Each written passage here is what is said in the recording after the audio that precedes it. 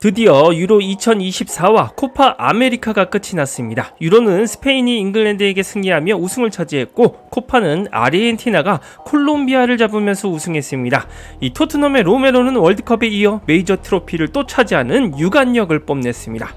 유럽과 남미의 축구 스타들이 참여했던 큰 대회가 끝나면서 토트넘의 이적 시장도 곧 활발해질 것으로 예상되는데요. 이런 상황에서 포스테코글루 감독이 이번 시즌 공격 전술을 어떻게 사용할지 그 윤곽이 나타났습니다. 이적 시장 전문가 파브리지오 로마노는 플레이백을 통해 토트넘의 확정 타겟이 정해졌다고 밝혔습니다. 그 영입 후보는 최전방 스트라이커가 아니었습니다. 바로 손흥민 선수의 자리인 윙어였습니다. 토트넘은 크리스탈 팰리스의 에제와 울버햄튼의 네투 두 명의 선수를 영입 후보로 확정했다고 합니다. 토트넘 수뇌부에서 구체적인 논의를 끝낸 상태라고 하는데요. 지금 정해야 하는 부분은 얼마만큼의 비용을 이적료로 지출할 것이에 대한 내부 논의라고 합니다. 토트넘은 에제와 네투 중 최소 1명 이상을 영입할 계획이라고 예상하고 있습니다. 특히 이 소식이 풋볼 인사이더가 팰리스가 에제의 이적을 막고 잔류시키기로 결정했다는 보도를 한 지 며칠 후에 나온 소식이라는 점입니다. 토트넘은 팰리스의 방침이 에제의 이적료를 띄우기 위한 조치라고 보는 것 같습니다. 에제는 유로가 끝나고 며칠 안으로 영국으로 돌아갈 예정입니다. 때문에 에제와 네토의 이적 협상은 지금부터 불이 붙을 가능성이 높습니다. 다만 토트넘이 직면한 문제는 천문학적인 이적료입니다. 일단 에제의 이적료로 6,800만 파운드를 지불해야 한다는 것입니다. 약 1,200억 원의 이적료인데요. 에제의 잠재력은 인정하지만 잉글랜드 대표팀 벤치 멤버를 영입하기 위해 토트넘은 클럽 레코드를 사실상 깨야 합니다. 잉글랜드 대표팀 멤버가 한 명도 없는 토트넘이라 이해는 가지만 높은 이적료의 벽은 있습니다. 팰리스가 에제를 퀸즈파크에서 데려올 때 260억 수준의 이적료를 지불한 것과 비교하면 5배는 올랐습니다. 참고로 에제의 이적료 바이아웃 조항은 6,800만 파운드 전액을 팰리스에게 지불해야 발동하는 것으로 알려져 있습니다. 이 할부도 안 되기 때문에 레비 회장이 이 거래를 성사시킬 수 있을지 의문입니다. 네투의 이적료도 만만치 않게 빡셉니다. 6천만 파운드 1072억으로 평가되는데 이 이적료도 클럽 레코드입니다. 지금 토트넘이 2명의 수준급 윙어를 후보로 확정했는데 두 선수 모두 1,000억이 넘습니다. 둘 중 하나만 영입해도 토트넘 구단 역사상 첫 번째 1,000억 선수가 됩니다. 그런데 이런 토트넘의 결정들이 굉장히 흥미로운 이유가 있습니다. 손흥민의 이번 시즌 역할의 방향성이 정해지기 때문입니다. 저 큰 돈을 주고 윙어를 영입하면 토트넘은 원톱에 큰 돈을 쓰지 못합니다. 여름 이적 시장이 열리기 전까지만 해도 토트넘은 1,000억 이상의 거물급 원톱을 구하려고 했는데요. 하지만 최근 완전히 이적 행보가 달라졌습니다. 일단 토트넘이 수개월간 노렸던 아이반 토니가 토트넘행을 거부했습니다. 아이반 토니는 에이전트를 통해 맨체스터 유나이티드를 선호한다고 밝혔죠.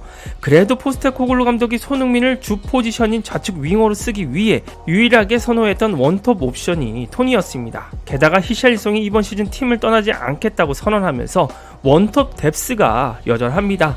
포스테코글루는 지난 시즌 말미에 클루세스키까지 원톱으로 테스트에 성공을 거두면서 선택지가 많아졌습니다. 때문에 포스테코글루 감독이 고민을 많이 했을 텐데요. 최근 적은 이적료로 영입이 가능한 조너선 데이비드와 히메네스도 리스트에 올랐지만 탐탁지 않은 모양입니다. 가장 큰 이유는 손흥민을 능가할 만한 원톱이 아니라면 굳이 영입할 이유가 없기 때문이죠. 손흥민은 EPL 득점왕을 차지했던 팀 내 유일한 월드클래스 골잡이입니다. EPL 득점왕 출신의 선수를 지금 토트넘이 데려올 가능성이 없습니다. 그 정도 수준의 선수가 챔스조차 못 나가는 토트넘에 올 리도 없죠. 최소 아이반 토니 이상의 선수가 오지 않는 이상 손흥민이 좌측 윙어로 뛸 가능성은 낮아진 겁니다. 이에 포스테코글루가 큰 돈을 쓰겠다면 윙어 쪽에 전부 투자하려는 겁니다. 에제와 네투를 영입하려는 목적도 손흥민 원톱을 고려했기 때문이라고 분석하면 될 것 같습니다. 손흥민이 이미 포스테코글루에게 원톱에서 증명을 했습니다. 지난 시즌 초반 토트넘의 돌풍을 일으킨 장본인입니다. 원톱에서 뛰면서 득점 퍼레이드를 이어갔기 때문인데요. 하지만 손흥민이 후반기 원톱에서 부진했던 이유는 도우미들이 없었기 때문입니다. 윙어들은 물론 잘해줬던 메디슨까지 폼이 나락을 가면서 손흥민은 고립되었습니다. 때문에 손흥민에게 확실한 수준의 도우미들만 받쳐준다면 원톱에서 꾸준한 골들이 나올 테죠. 이는 전술적으로 설명해드리면 편합니다.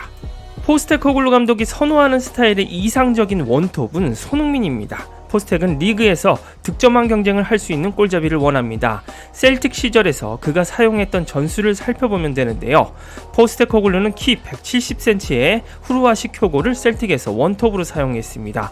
펩 과르디올라와 비슷한 전술이라고 평가되지만 공격수 선호도는 다릅니다.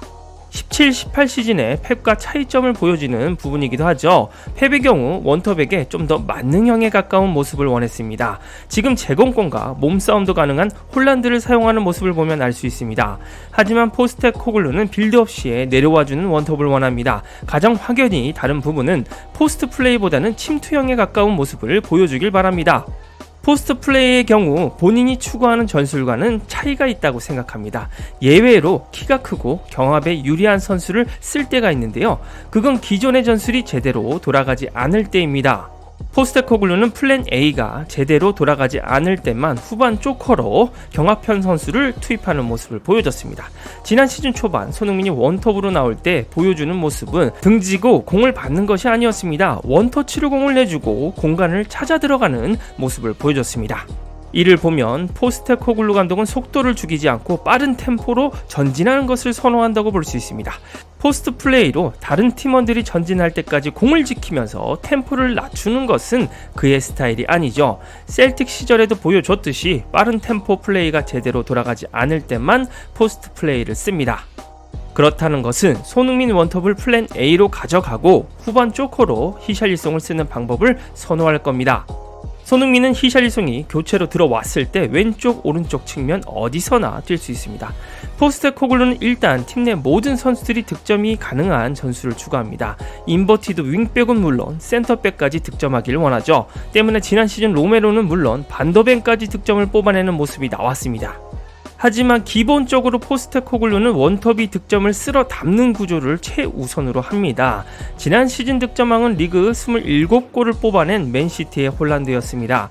손흥민의 17골과 10골의 차이가 있었는데요. 하지만 아시안컵으로 손흥민이 결장하지 않았다면 이 득점 차는 더 줄었을 겁니다. 게다가 리그 막판에 토트넘 공격진 선수들의 폼이 죽지 않았다면 더 많은 골을 기록했을 겁니다. 이런 문제를 가장 잘 알고 있는 포스테코글루는 이번 시즌에 손 도우미를 영입하는 것으로 방향을 튼 것으로 보입니다. 문제는 3톱 뒤를 바치는 메디슨이 지난 시즌 초에 폼을 찾았느냐라는 거겠죠. 지난 시즌 후반기처럼 손흥민이 밑으로 내려와서 메디슨의 역할을 하며 축구 도사 소리를 들어서는 안됩니다. 포스텍이 확실히 손흥민을 득점에만 치중할 수 있게 만들어줘야 합니다. 때문에 더 비싼 이적료를 지불해서라도 공미까지 같이 소화가 가능한 에제 쪽에 베팅을 하는 게 낫다고 봅니다. 여러분들의 생각은 어떠신가요? 이상 축구용이었습니다. 구독과 좋아요, 알림 설정 눌러주시면 빠르고 정확한 소식과 분석으로 보답하겠습니다.